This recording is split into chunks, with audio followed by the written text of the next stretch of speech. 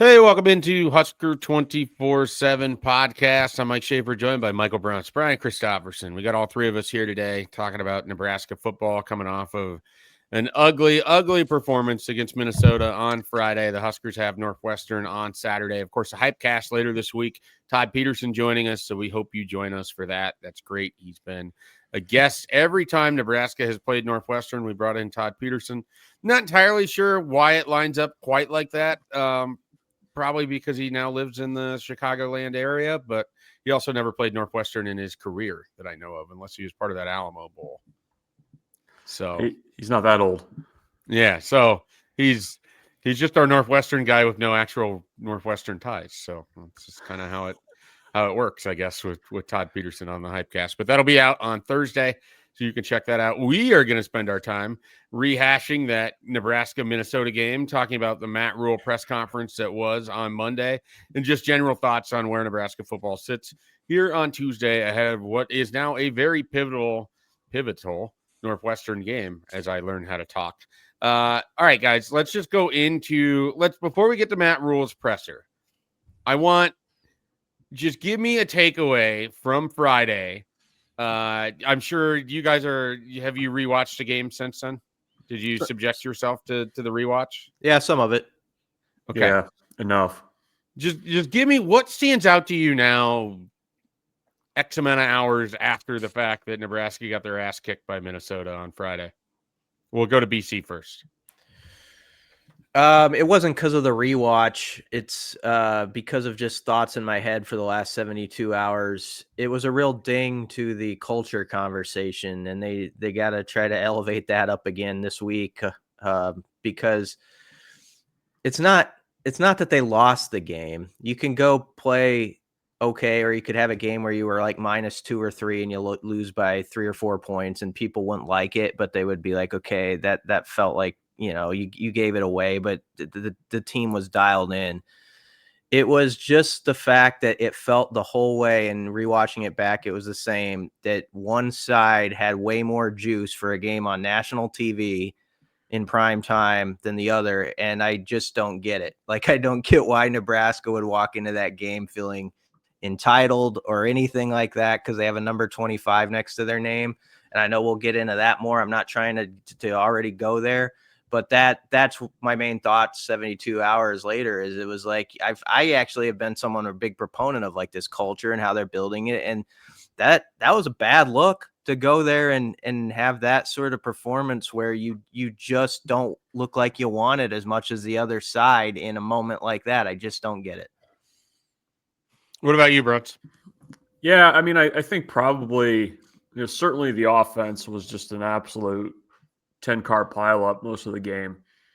But I think probably the most disappointing thing was the defense. Like, Minnesota didn't really do anything spectacular. That you wouldn't have expected. Yeah, I mean, they ran some drag routes. They broke a few tackles, and they schemed up some good runs, and Nebraska just couldn't stop them. And I think that kind of plays into, I think, Brian's point too, where it's like, you just had no juice on that side of the ball. I mean, part of stopping the run is attitude, and you just had no.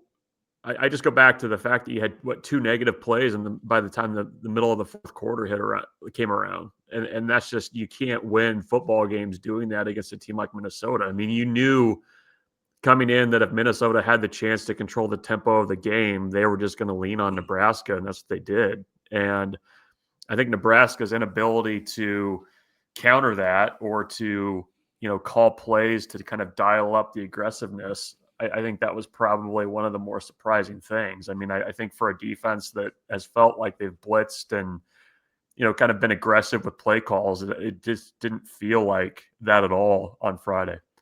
Yeah, and to Bruntz's point on the negative plays, I mean, that was something that you were talking about in real time. We're sitting up there in the press box, and it's hey, do they have a TFL yet? Hey, oh no, they hit him in the backfield and he picked up 3 more yards, Yep. And it's like, that was something that you were noticing in real time, and we were having that conversation in that press box. For me, I just continue to wonder if and this might be a question for Dana Holgorsen on Tuesday, is he aware as the game is playing out, like that Ja'Cory Barney hasn't touched the ball or only has a 2-yard, reception at that point in time? Like I am kind of fascinated on that because it feels like we've seen, and sometimes this is a product of the fact that you have good players, and so not everybody can have the ball, and you only have one football. But I feel like we have seen at some point in this season an Isaiah Hunter disappearance. Dane Key didn't have a catch against somebody. I forget which game that was, Michigan State maybe. And this game, yeah. Yeah, and so now he's got 2 games where he doesn't have a catch. You have Emmett Johnson, where we've wondered sort of what you're going to do with them. It makes me wonder if Dana Holgorsen has that going on through his head in the course of a game, or if you're a play caller, you can't think like that because you don't have enough time when you're putting things together offensively to wonder about what the numbers look like for an Emmett Johnson or what it all looks like for a Ja'Cory Barney. But I think Nebraska did itself a disservice on Friday because they weren't getting the ball to their best players. Like, there's no planet in which I want to live on where the game plan is don't use Ja'Cory Barney. And I don't care if it's you have to force feed it. I'm not saying that it needs to be the Mike Tice, Randy Moss ratio, but get him the damn ball. He's one of your best players. Like, let him go to work against this team. And even if it doesn't work out great, even if the jet sweep isn't there, even, I would rather you go down swinging, getting the ball to Ja'Cory Barney than you go down swinging, not getting the ball to him. Because I think there's a pretty strong correlation that when Nebraska's offense has been at its best, when they put up their most points, when they're moving the ball on people, Ja'Cory Barney's heavily involved under Dana Holgorsen. You go back to the Wisconsin game when this offense looked at its absolute best. He had 9 catches in that game. Against Michigan, where you put up points against one of the better defenses that you play, he played well in that game. Against Michigan State, he's a catalyst for you to pull yourself out of an offensive funk on the 45-yard catch that he has. Like, he's too damn important to leave that game with 1 catch for 2 yards. And I want to know if Dana Holgorsen is aware of that in the moment, or if that's not something until he realizes after the fact. And then I don't know what you do with that, but it's just more of a curiosity for me. Now, I think he's got a fascinating press conference. We're recording this on Tuesday morning. I think he's got a fascinating press conference ahead. I don't know what he's going to say, how he's going to respond to some of what I would imagine, not necessarily pointed, but they're going to be relatively difficult questions for him coming off of a tough performance. Yeah, it's interesting. I agree with they need to get Ja'Cory the ball more. The one time he did get it was the one time I wanted him to stick with running it. Yeah, it was right. It's the first drive of the second half, if you remember. And EJ bust off it looked like he might take it to the house actually for a second. And he got about 15 yards. So you're on Minnesota's like 40-yard line. And then they ran that pass to Barney, and they did have him in space. And the difference in this game is somewhat Minnesota tackled him right on the spot for 2 yards, and Nebraska missed those kind of tackles.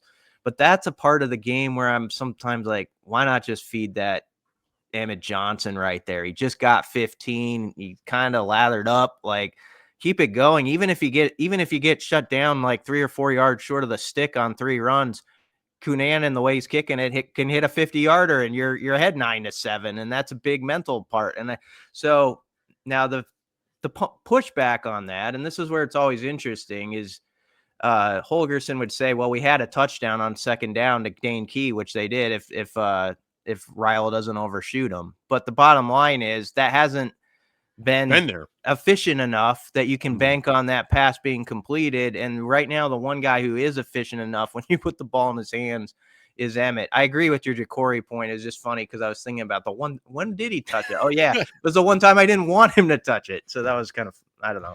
That might be speaking to a larger thing here, Brunson. I don't know if this is your thought on it, but as I look back on that game, it was so disjointed for a variety of reasons. Nebraska's offense was never really in rhythm.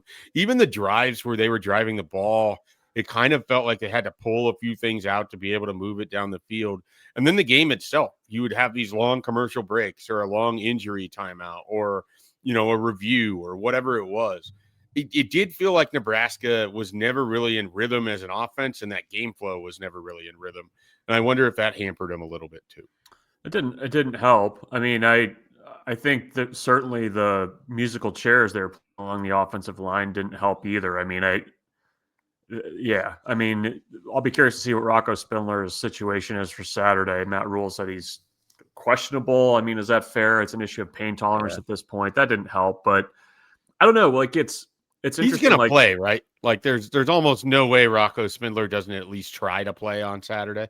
yeah, I mean, I'm sure they'll at least have him try to give it a go in warm-ups and see how it goes. He's got like 6 games left in his career. I don't know that he's going to be an NFL guy. I'd be shocked if he's not at least giving it a go on Saturday.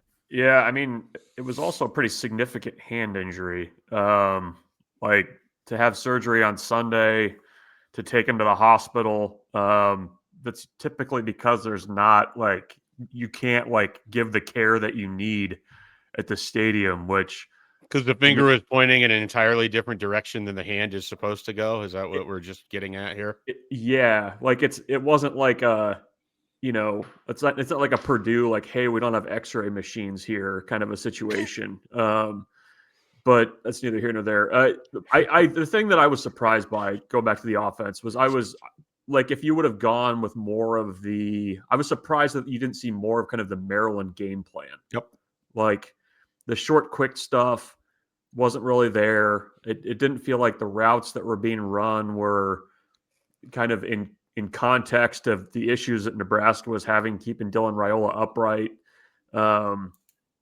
Not enough running. I mean, it was until middle of the second half. It's 7-6 at halftime. Like there was plenty of chances to run the ball if you wanted to do that. And I don't know that the approach was right. I mean, it was Matt Rhule said yesterday that he had been telling players and coaches all week what kind of game it was going to be with Minnesota, and it seemed like, I mean, anybody that's ever watched that series could have an idea of what kind of a game it was likely going to be. And I think that's the kind of odd part of the whole deal is it didn't feel like the offensive game plan was really the one that they needed in that game. I really don't know what they're trying to accomplish, to be honest. Well, let's go to someone who might know what they were trying to accomplish, but might also have some of the same questions that we are posing right now. Matt Rhule spoke on Monday. I expressed to you guys, I think after the game, that I was a little bit taken back by the tone and kind of sort of what Matt Rhule was after the game on Friday. We got a very different Matt Rhule on Monday. He seemed to kind of throw open the doors a little bit and just kind of lay out there what he was unhappy with, how he felt like things had went. Mentioned that he didn't feel like they did a good enough job coaching, took ownership on all of this while also indicating, that it was a collective team failure, that guys weren't preparing how he thought they should. And he takes ownership of that. And so what BC, I mean, I stomped all over some of it, but what stood out for you when you're sitting there in that press room and Matt Rhule's kind of going through this? Yeah, I mean, it was full candor. What stood out to me is that we were hearing what hasn't already been said to everybody, like in that locker room. That tends to be the way it is. Like he'll say something, you'll be like, man, that's really interesting. I wonder if the guys have heard this, like before he told the media, and usually everybody has, or there's some video that surfaces that shows that. And so I was thinking like, man, I wouldn't have wanted to necessarily been in the room, but I would have wanted to be in the room like Saturday, Sunday, as they like go through this and like what those truth talks were like, because you could tell it was a head coach who was just disgusted. He took ownership multiple times, but he also pointed out like the tackling. He's like, we do that every day. These guys know how to do it. We're not diving at feet like they did in the game. And you got to have guys, you got to play guys who want to take ownership of that too in the moment. You got to take it under the lights and do what you've been taught. And so I think I understand with the line you have to walk there. He walked that line between putting the thumb, but also it's like, this isn't everything. This isn't everybody issue right now in this program. And I'll tell you, the money quote was, and Bruns can talk more about it. It's this upcoming game. And it's we better not be diving, at people's feet on tackles and all these sacks and all this stuff, or I'd boo us, and then he kind of doubled down on it, said, we will show up. And so the challenge has been put forth, and it adds an interesting dynamic to that game if things go a little haywire early. To BC's point real quickly, think about what Matt Rhule sounded like at halftime of the Akron game, because they allowed like a drive late in that first half. And then, he's just kind of ripping into him about what he wants us to look like in the second half. I can't even imagine what that sounds like when he's going through what happened against Minnesota. And so, I believe that Nebraska isn't going to look like they did on Friday against Minnesota. I believe that they will show up and play a much better, cleaner football game against Northwestern. Where are you at with that and his comments as a whole? Yeah, no, I mean, the challenge is there. I mean, I don't think there's any question going into that game what the expectation is going to be. You would hope that if, guys are competitors and have some pride, I mean, you go back through and watch that game against Minnesota, you probably knew in the moment that it wasn't up to par in the way you were playing. I mean, it was pretty obvious to everybody. So, one concern I have with this game, though, early kick. Those have the potential to be a bit sleepy to start. An opponent that profiles very similarly to Minnesota. Like they're going to try to run the ball. They've got basically one wide receiver that you have to be concerned about. They've got a defense that's pretty stout. And I think the thing too, on both sides of the ball, what I've kind of been going through in my mind is like, when Nebraska's trying to protect the quarterback, it's all over film now, ways to get after Nebraska's offense. I would imagine that a defensive-minded coach like David Braun is probably going to try to do that. Like, that's just, you can expect that. It's the same way with, on defense for Nebraska. I mean, I think teams would be crazy to not try to run the ball and stick with the run against Nebraska right now based on what they've shown. When you've had Maryland, who was not a highly ranked running offense, running against Nebraska much more than you would have expected. Minnesota doing the same thing, where you eventually break a big one, but you just it's just body blows. Like, I think the rest of the way, you're going to see that on both sides of the ball. We've got, 4 games of pretty good proof of, ways that Nebraska can be gotten. So, that's my concern, is that, Minnesota probably exposed a little bit more of a blueprint that's there. And I think Northwestern, that kind of plays into the way that they're going to have to play this game in order to win. So that's certainly a concern. BT, what else did Matt Rhule kind of hit on? You mentioned he said, he talked about, hey, he put it on himself. He talked about the players, and we talked about diving at ankles and the tackles and all of that. He also basically said he felt like they didn't the coaching staff didn't do what he wanted them to do, or wasn't stepping all over the quote now, but maybe you can help me out here. He clearly wasn't happy with what the game plan was when they played Minnesota on Friday. Yeah, I would sum it up with the part where he said he thought they were too vanilla on defense. They need more havoc plays there. And then on offense, I thought it was actually one of the most interesting quotes of the whole thing, but it got lost beneath like 10 other ones. It was the part where he said, what can we do on offense? Not this is really good versus that coverage. And sort of like that idea of like, what are your staples exactly? That, this is an offense we've heard about how Rhule can go up and has 2 different plays and stuff like that. We wonder about that a little. That's useful and that sounds really good, but sometimes it's like, well, just go up and like, this is a run play. We're going to run it at you. We feel like we can run it at you. We're good at this play. It's coming, but we're still going to get 5 yards on it. And I thought there was a little bit of that to that quote, like just like what is being executed okay, as opposed to no, they're showing this and this guy, look at where the safety is here. We're going to do this now. And you kind of juggle all these ideas in your head pre-snap with that sometimes. So I'm curious what Dana Holgorsen takes with that sort of conversation he's had with the head coach into this game, and what tweaks you see on offense. And if I don't know if we'd be able to tell it or not, but if in some ways it's like a more simplified version of things than even they've been doing.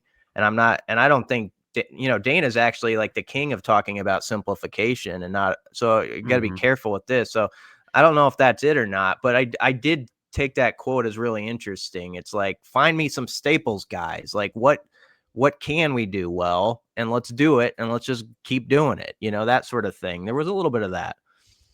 Brunts, I feel like this leads into a little bit of the Dylan Raiola conversation, and BC hinted at it. Coming up to the line, he has multiple plays he can check out of stuff. Do you think too much has been put on Dylan relative to what we've seen from him? This is the second year in a row where he gets deeper into conference play, and he just doesn't. We're not seeing the best version of him at times, and it's in there. We saw it at the end against Maryland. We saw it against Michigan State after the Ja'Cory Barney play. How can we see more of that Dylan Raiola, or what can Nebraska do to bring out more of that Dylan Raiola? Is there anything that you would tweak or changes you would make with what they're doing? Yeah, no, I would have him stay upright. I mean, that's a good I think that's a good idea. Yeah. Being perpendicular is much better than being parallel. I agree. Yeah. With that. I would have him throw with his right hand. More regularly. 1 for 1 left-handed. Yeah, that's true. You can't beat that efficiency. I don't know. Like, I think you need to, like, we're not to like Nebraska, Adrian Martinez territory yet, where you're just relying so much on one guy to be the offense. Like, I don't think Nebraska can get to that point because Dylan's not a runner, but it feels like famously, a lot has been placed on him, and I think he can handle it. But I think you need to help him out schematically to. The quick game's got to be there. Like, he would probably benefit a ton from a little bit more of a consistent running game. I mean, you saw that against Maryland. Like, Nebraska goes out there on the first drive against Maryland and really runs the ball. And it felt like that set a little bit of a tone. And I know Dylan threw interceptions in that game, but at the same time, you need some kind of balance rather than just kind of leaving him back there to be, blitzed and taken out. I think teams are doing a little bit better job of disguising things against him pre-snap. And, I think Nebraska needs to do a little bit more to help him out. I mean, I think Matt Rhule was very careful yesterday to not put too much of the blame on Dylan because there's plenty of it to go around. I mean, when you see blitz pickups just being missed, guys, free runners, straight at the quarterback because guys aren't communicating properly. The whole operation around him needs to be a lot better for this offense to kind of turn things around, I think. But he's got to get rid of the ball quicker too. Like, I mean, that's part of it. I mean, I don't know that there's anybody on this offense that doesn't share in some sliver of blame for the way things are going right now. So I don't know what kind of the magic key is, but I do think they need to find some things. And I think Brian's point about, what can you do versus what you want to do or what the perfect play is, just get something that's simple and works. I mean, it should not be that tough. So we talked about simple. Severe said this on the Sunday side session, and I hadn't thought about it, and I actually think it makes sense, but it does restrict you quite a bit.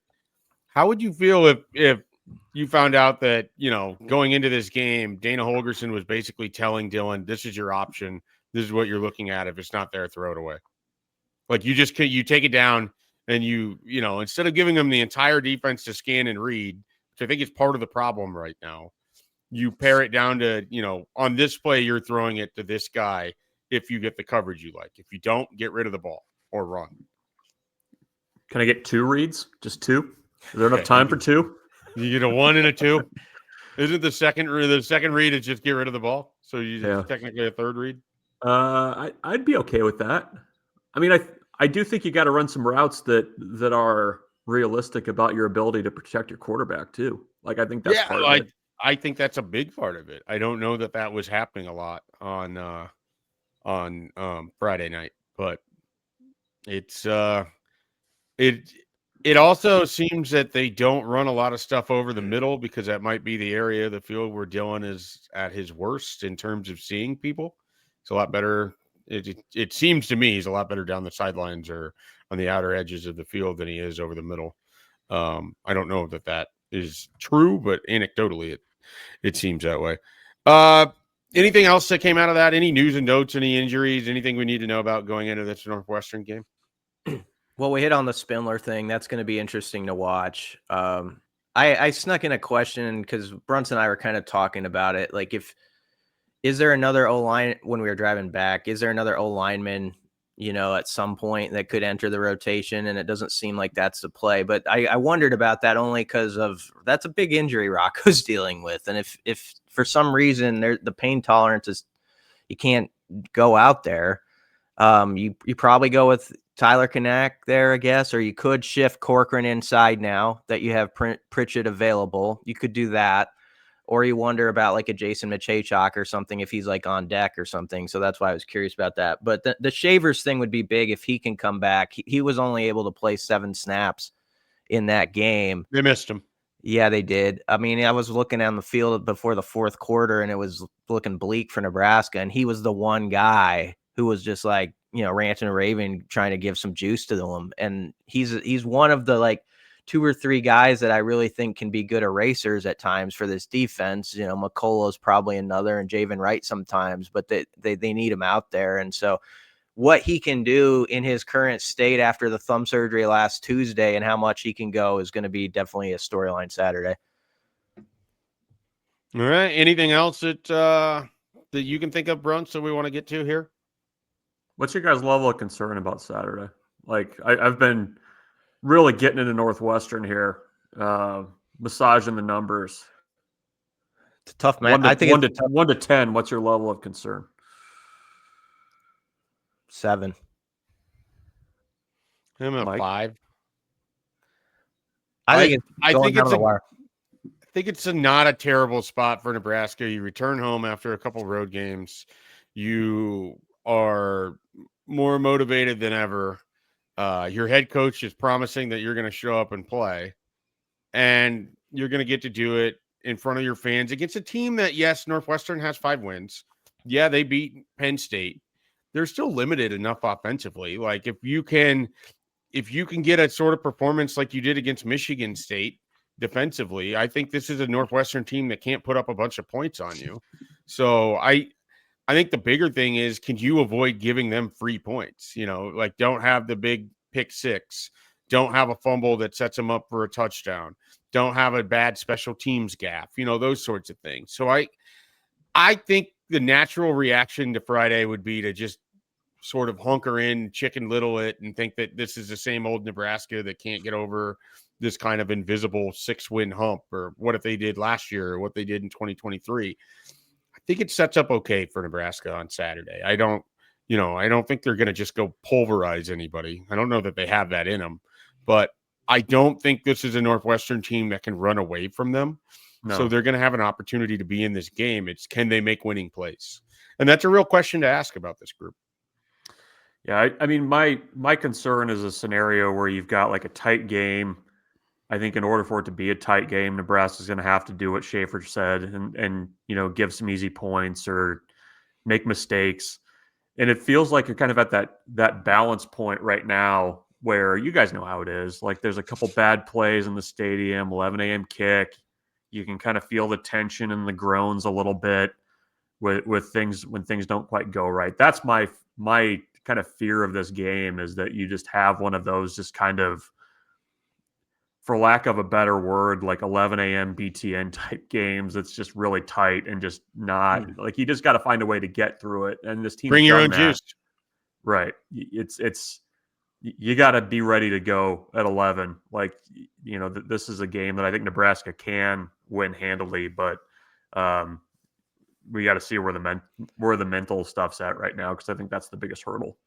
What do you think, BC? It's the game of the season. I mean, because I feel like more than any other, I know each week is its own animal, but the after effects and like the ripples from this game to the games in November, I think are huge. Like if you don't show up and you have a bad day in front of your home fans and you're 5-3, it gets really tough. With USC coming in, if you show up like your coach thinks you're going to, and you're 6-2, people will recalibrate a little bit around here, and they'll be like, you know what? I picked them to be 8-4. They might end up 8-4. No one really likes the road to 8-4 when you're on it. until the end of it. You know, like when you pick it like in June, everybody's like, oh, that'd be 8-4, nice little progress or whatever. But nobody likes when they're in the car, you know, on that highway. So it's like driving through Iowa. You know, you got to Yeah. go through it to get to where you're going to go, but you still have to be there. we even Not a lot of rest areas on the road to 8-4. Yeah, we even say it like there's going to be this clunker here. We'll predict it. Like, and so they had one. I think it was kind of the sound that clunker made that has left people so. Made you want to get the car to the mechanic right Yeah, away? yeah, definitely like 3 people in the car. Like we're like hearing stuff. Like, is there you hearing what I'm hearing? Like in the car, like there's a problem here, and so it is concerning. But yeah, it's a huge game, and so it sure made it. It's interesting. There's no doubt about that because this would be a game like if people are ranking like intrigue level of 12 games back in the summer, it would have been like 8 or 9, and it now shoots to the top of the list for me because you'd love to see a 6-2 Nebraska team hosting USC at night and just see what can happen with that. But I think it's going to be a dogfight Saturday. I really do. There's things about Northwestern and their style of play that worry me. Their one receiver who's really good is that guy who tends to ding Nebraska, that type of player for like 90 to 105 yards or something. And so a nondescript white wide receiver, is that yeah, what you're just trying to avoid saying? You said it more to the point. But yeah, that's exactly it right. felt like you were kind of dancing around. What is it, Austin Flynn? That was his name or whatever. Yeah, Flynn Nagel for Northwest. Yeah, Flynn. So there's been a few of them. Yeah, Dan Vitale. Yeah, just cut to the chase, BC. Everybody knows what you're trying to say. Yeah, but anyway, I think it's gonna be a tight game. Okay. All right. Well, we're going to have more conversation about this game. Todd Peterson joins us with the Husker247 Hypecast on Thursday. Of course, we're going to have more conversation about it on the Husker247 Daily, which you can check out on YouTube, or you can get it where you get your podcast. We're going to have more conversations about it at Husker247.com, where Bruntz and BC provide great coverage of this team as things go forward. Nebraska has an official visitor this weekend, Damod Lewis, coming out from North Carolina, defensive lineman. They don't have a defensive lineman in this class. The other schools that he's looking at include Florida State and NC State. So Nebraska, for all of their issues, are sitting much prettier than either of those programs. So they have an opportunity with Damod Lewis here this weekend. So we'll see about that. We'll see what other visitors come out. You can get all of that stuff at Husker247.com. Our website is up and working after a bit of a snow day yesterday. So plenty of stuff going on there. Come join the conversation. Anything you guys want to add before we jump out here? BC shaking his head no. Bruntz staring blankly into the camera. That is a no for him as well. So for Brian Christopherson, for Michael Bruntz, I'm Mike Schaefer. We're Husker 24/7. We'll catch you next time.